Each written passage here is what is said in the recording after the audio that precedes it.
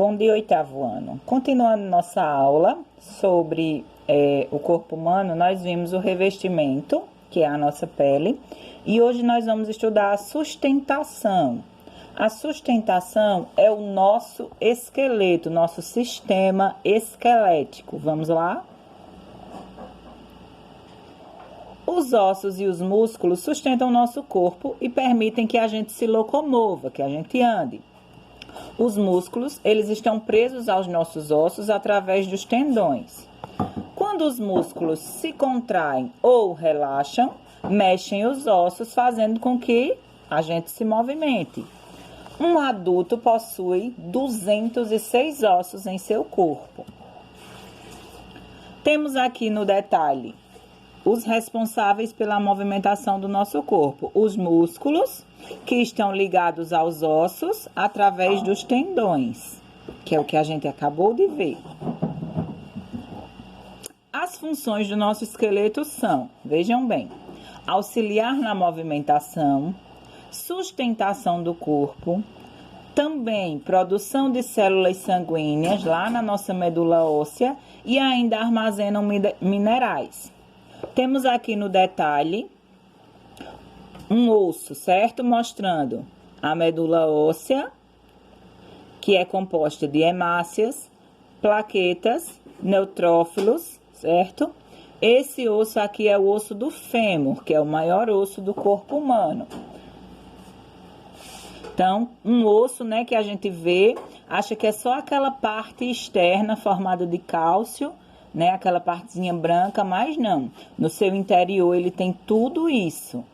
Hemácias, plaquetas, neutrófilos, certo? Tem medula óssea. As funções do esqueleto. Continuando. Protegem os órgãos que estão presentes no nosso corpo. Vejam esses tipos de ossos que são proteção dos órgãos. O crânio, ele protege o nosso encéfalo, que é o nosso cérebro, e possui 22 ossos. Temos a coluna vertebral, que protege a nossa medula, e temos a nossa caixa torácica, que protege o nosso coração e os pulmões. A maioria das pessoas apresenta 12 pares de costelas. Pode haver pessoas com uma costela a mais, que é a costela cervical, só que não é comum. Os sintomas: caroço no pescoço, dor no ombro e no pescoço, formigamento nos braços, mãos ou dedos, mãos e dedos roxos, especialmente durante dias frios, inchaço de um braço.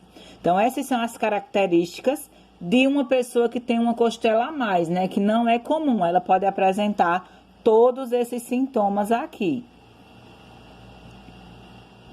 A pelvis, esse osso aqui, ó, ele sustenta todo o nosso abdômen. De cada lado da pelvis sai o maior osso do corpo humano, que é o fêmur, certo? A pelvis é conhecida como nossa bacia. Ela está sustentando todo o nosso abdômen e é a partir dela que saem os dois maiores ossos do corpo humano, que são os ossos da nossa coxa, chamados de fêmur. O crânio, a caixa torácica, que é onde está o nosso coração e os nossos pulmões, e a nossa pelvis, que é a bacia, estão ligados pela coluna vertebral. A coluna é formada por vértebras, daí o seu nome, coluna vertebral. Entre as vértebras, entre cada vértebra dessa, existem discos que vão aí amortecer os impactos da nossa caminhada, certo? Na parte do nosso crânio existem 7 vértebras, que são chamadas de vértebras cervicais. Logo aqui, na nossa caixa torácica, atrás dela tem 12 vértebras, que são as vértebras torácicas. E na nossa bacia, que é a nossa lombar, bem no finzinho da nossa coluna, existem 5 vértebras, que são as vértebras lombares, é onde faz aquele S, certo? E lá no final, existem 2 ossos, que são o sacro e o cóccix. Eles ficam bem próximos ali, ó, da região do nosso bumbum.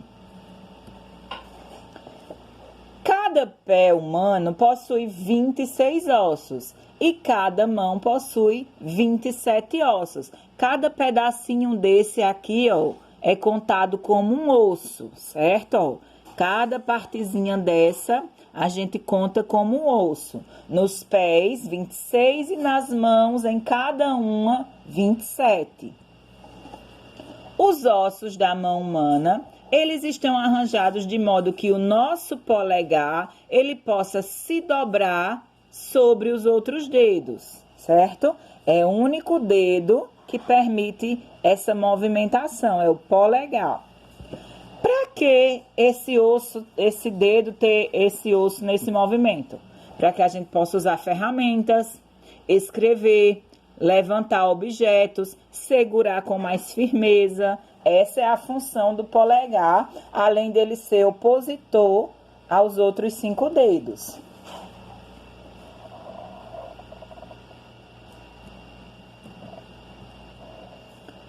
E a parte interna dos nossos ossos? Os nossos ossos longos, que são esses maiores, além de sustentarem o nosso corpo, realizam outras atividades.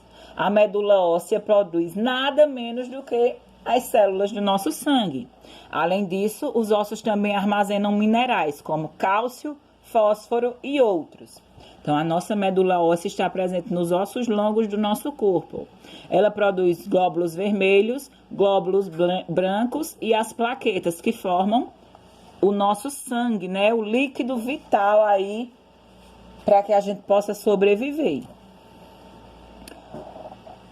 Vejam só, temos aqui uma imagem que mostra a descalcificação de um osso, certo?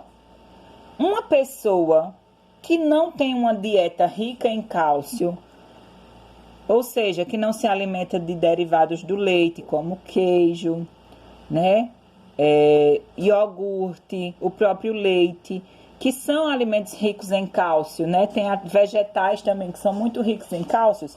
Essa pessoa, ela pode vir a ter ossos porosos, que são esses poros, esses buraquinhos, que vai gerar uma doença chamada osteoporose, certo? Ósteo vem de osso e porose vem de poros, ossos porosos.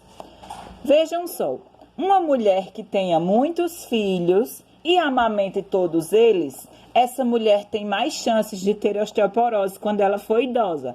Por quê? Através da amamentação, a mãe passa para o filho todos os nutrientes de que ele precisa, né? O cálcio, né, vai saindo do corpo dela e passando para o do filho. Por isso que é tão importante repor a perda de cálcio, seja através dos alimentos ou até de vitaminas, né, de remédios passados pelos médicos. Os nossos ossos, eles também produzem colágeno. Colágeno é uma proteína que dá resistência. Quando um osso é quebrado, as células ósseas elas vão se reproduzindo, produzindo colágeno para poder emendar esse osso, certo? Essa recuperação não é rápida, como a gente sabe, e é necessário que seja imobilizado esse membro para que a recuperação seja mais rápida, para que esse colágeno ele emende esse osso que foi quebrado.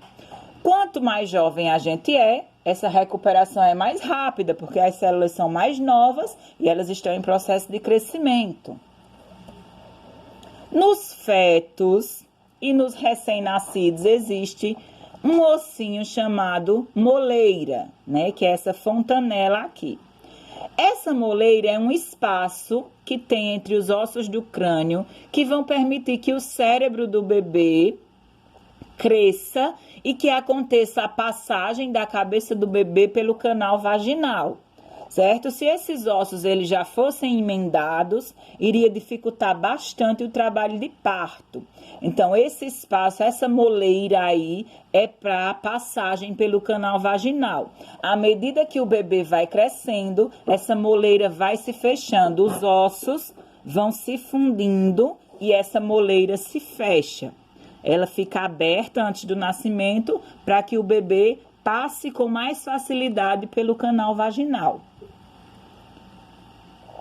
As articulações, certo? O que é uma articulação? Uma articulação é uma região onde dois ossos se encontram. Existem 3 tipos de articulações.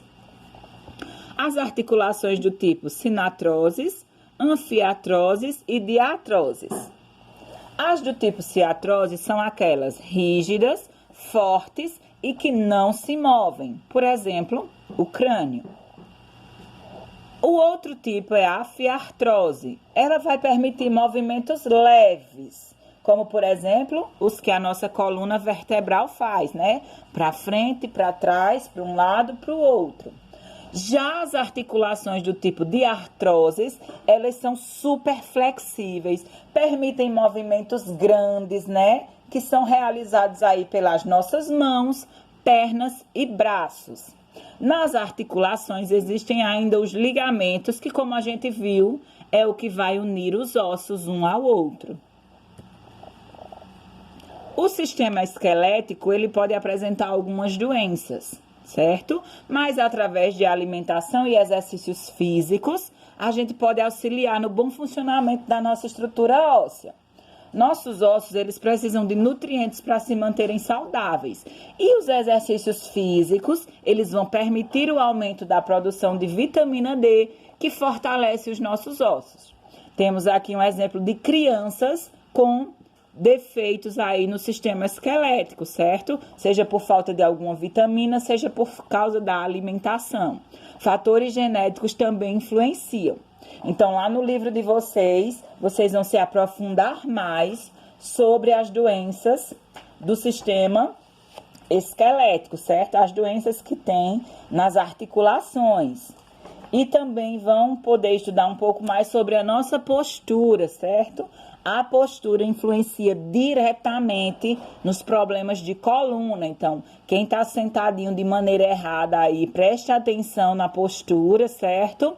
Apoie a coluna vertebral, não jogue o peso dos ombros em cima dela, para que ela não venha lhe causar problemas futuros, ok? Agora eu vou passar para vocês, lá no grupo, as atividades que vocês vão responder sobre esse assunto. Beijos!